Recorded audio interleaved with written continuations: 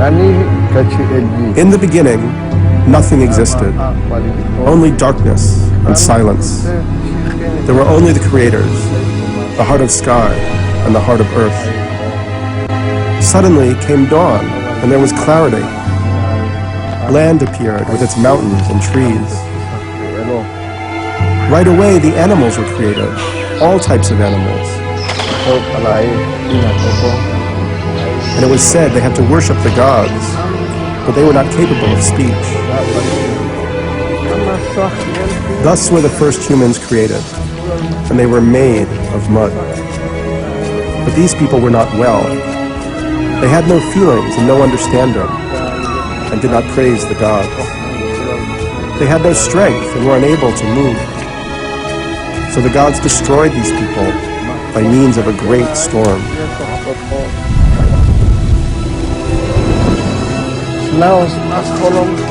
In their second attempt, the gods made man out of wood. From wood they carved its face. From wood they made its flesh, and it looked like a human being. They reproduced and populated the earth with sons and daughters. But the beings of wood walked without direction. They cut down the trees, they killed the animals, and they destroyed their environment. They had no soul or understanding. They were destroyers and did not praise the gods. So death was brought upon them.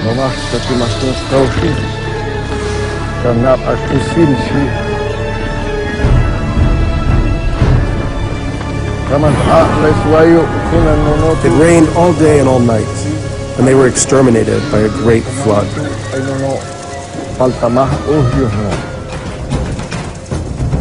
On a third try, the heart of sky created human beings out of corn. These humans were placed on earth and were able to see and understand everything that surrounded them. They were able to see long distances and things that were hidden. They were connected to the entire cosmos and were in balance with the natural world. But the gods realized they had given the humans too many powers, so they blew a mist over their eyes. With limited vision, the human beings of corn walked across Earth and reproduced. They slowly moved away from the natural world. They forgot how to praise the gods and how to respect nature. The cycle of time and the era of the human beings of corn is coming to an end. Will there be a new era for human beings on Earth? Can we evolve our consciousness to reconnect with the natural world?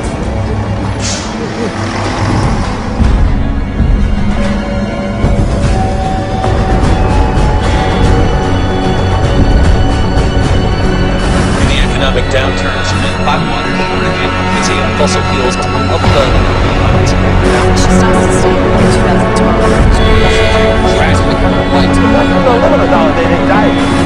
spiritual problem. I don't know.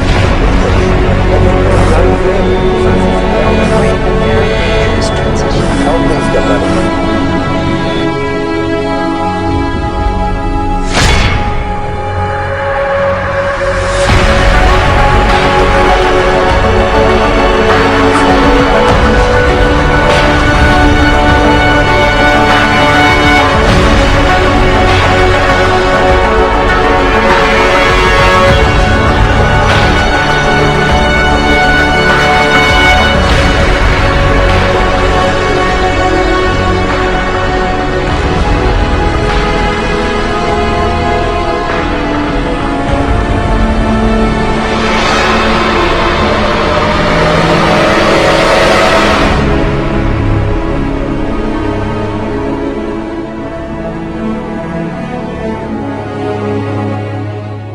The pyramid will never be achieved and a few years later collapsed.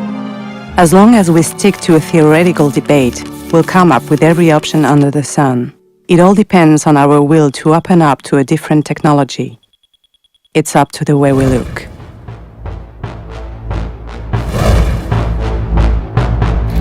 Here are the most uncanny glyphs ever seen. This picture is genuine and hasn't been retouched.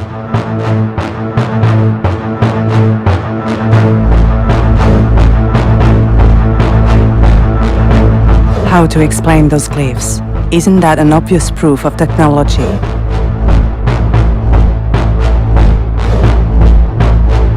Well, no. Mystics might see them as a sign of times, but the thing is, it's a startling coincidence. Those are two overlaid pharaoh names, Seti and his son Ramses II. The latter was aged over his father's name decades later. Then, as time went by, the plaster came off and brought to light those stunning glyphs. Since Egyptologists keep silent, some people use those pictures for their chilling effect. If there's one thing I can be sure of, it's that a picture will never prove anything. But sometimes they're disturbing, as we're about to see. Any unclear artifact is believed to be religious. So here are some sacrificial basins, a religious altar, a religious scenery, and a lotus flower vase. We rarely see those items in books, no wonder. This one is in the Cairo Museum. Yes?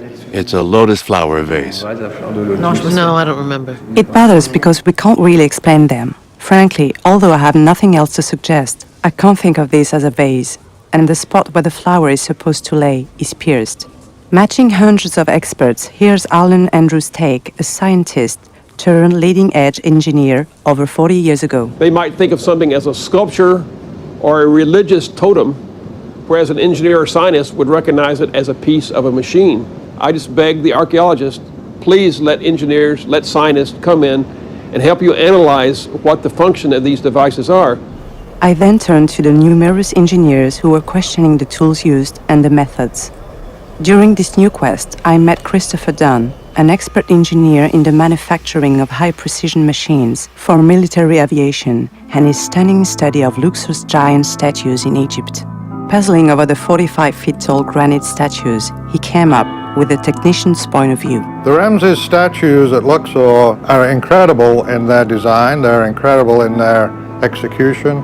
These are very, very complex shapes, and so we're going to look at just how complex are they. Surprised by the boggling symmetry of Ramses II's face, he processed to a photogrammetric analysis. In other words, he has duplicated the picture, turned it over and overlaid it with the original to match the left and right sides. What we see is that this jawline and this jawline are identical.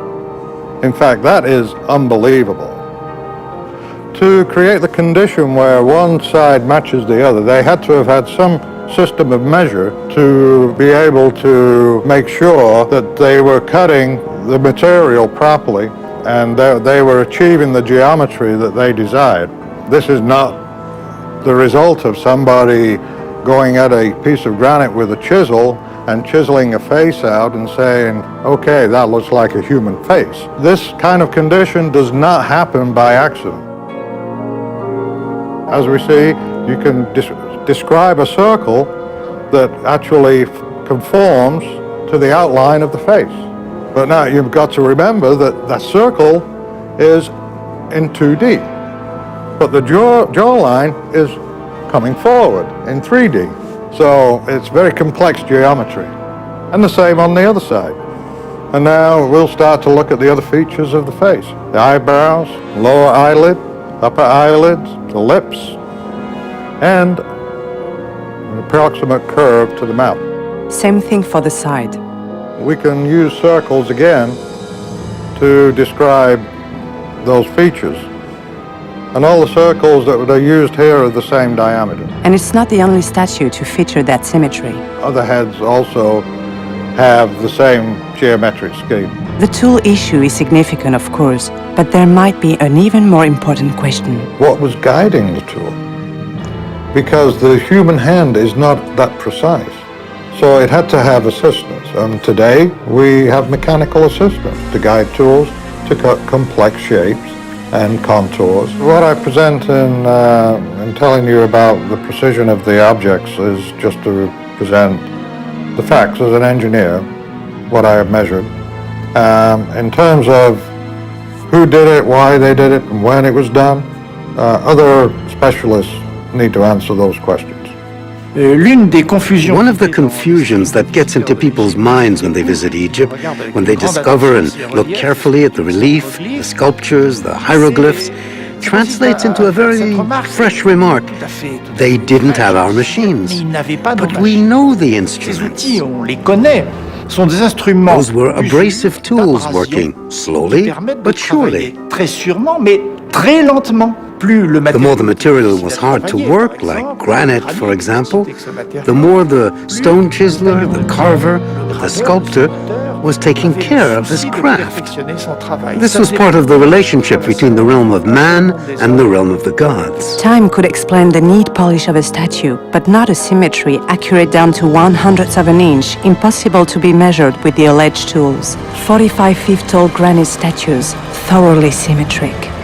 I was baffled by the consequences of such discovery. It seemed harder and harder to doubt that manufacturers used an advanced technology, but it was so disturbing that I would have bought anything else. When I was passed on another small detailed drawing, I got upset. The person who ordered that drawing hadn't done his homework. Nobody can determine what tools we used. We can theorize, but essentially when theorizing we have to show, we have to be able to demonstrate. The tool question had to be reconsidered thoroughly, but I didn't have much hope, given die-hard prejudices. Stuck in this dead end, I turned back to the searcher I met.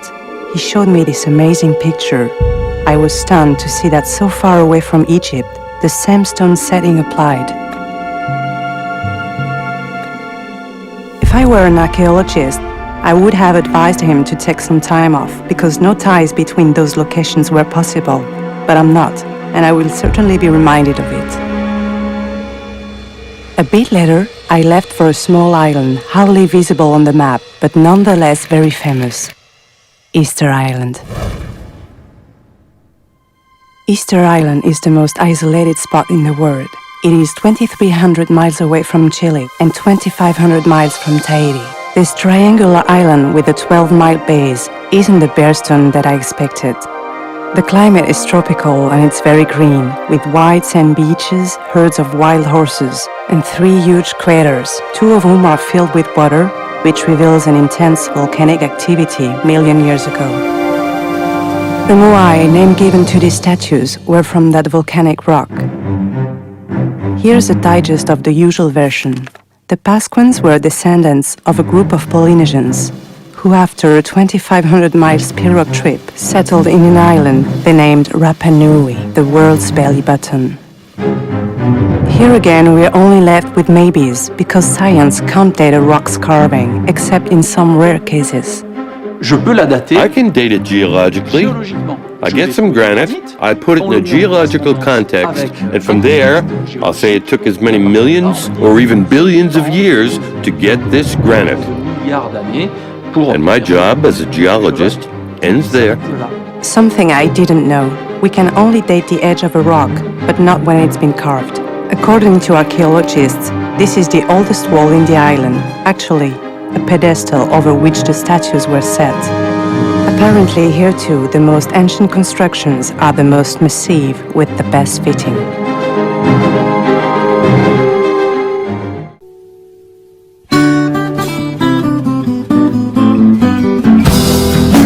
As Greg runs in, we realise this could get dangerous.